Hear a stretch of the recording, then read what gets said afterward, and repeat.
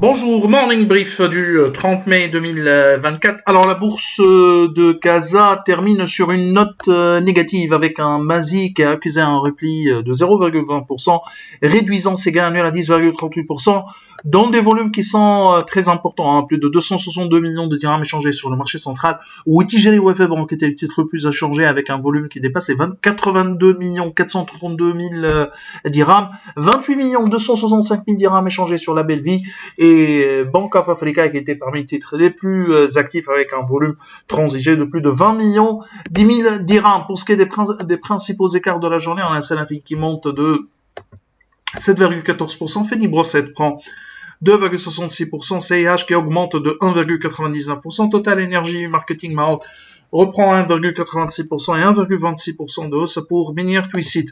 Pour ce qui est des principales baisses de la journée, on a un Salem Maroc qui recule de 8,59%, un CM Monétique accuse un repli de 6%, Stroke Industrie perd 3,82%, Résidence d'Al Sarad abandonne 2,95% et Kirties Sarad qui cède de 2,50%. À propos de Tijari Wafa Bank qui a annoncé des résultats au premier trimestre 2024 supérieurs à nos attentes, avec une croissance du PNB consolidé en hausse de 24,2%, 26,5% à périmètre, à taux de change constant. Bien sûr, il y a l'impact de la dévaluation de la livre égyptienne au mois de mars 2024.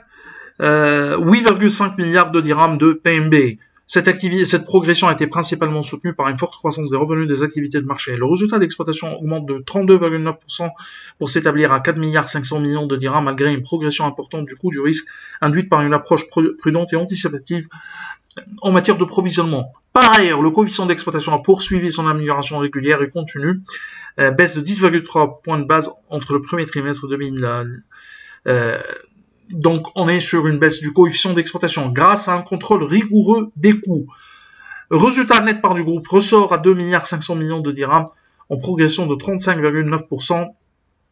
En ce qui concerne les indicateurs bilanciels, Tijari Wafa a observé une dynamique commerciale favorable en termes de collecte de l'épargne, ramenant les dépôts à 404 milliards 421 millions de dirhams, sur une croissance de 1,1% depuis décembre 2023. Toutefois, les crédits se sont inscrits en baisse de 1,5% à 386 milliards 777 millions de dirhams. Des réalisations donc qui dépassent nos attentes, notamment en termes d'évolution du top line. Nous révisons à la hausse notre modèle dans les prochains jours. On a un Wafa Assurance qui a annoncé également un chiffre d'affaires consolidé légèrement supérieur à nos attentes, avec un chiffre d'affaires consolidé qui a progressé de 13% à 4 milliards 73 millions de dirhams. La branche vie consolidé a augmenté de 23,9% à 1 608 millions de dirhams, soutenu par la performance de l'activité épargne et prévoyance de l'ensemble des entités du groupe. Le chiffre d'affaires non-vie a aligné une croissance de 6,8% à 2 465 millions de dirhams.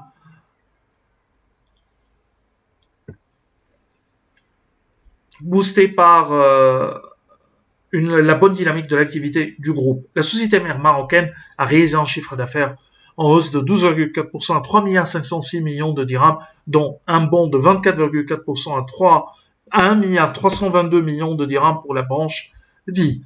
Alors, on a également HPS qui a annoncé des chiffres qui sont des revenus T1 2024 qui sont en ligne avec nos attentes, avec une progression de 8,6% à 288 300 000 dirhams.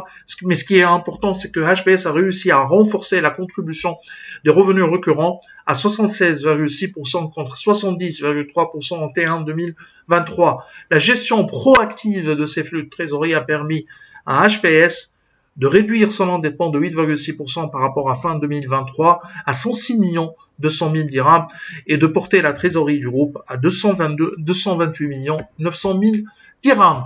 C'est tout ce qu'on a pour ce matin. Nous vous remercions pour votre attention. On vous donne rendez-vous pour demain matin. Au revoir, demain.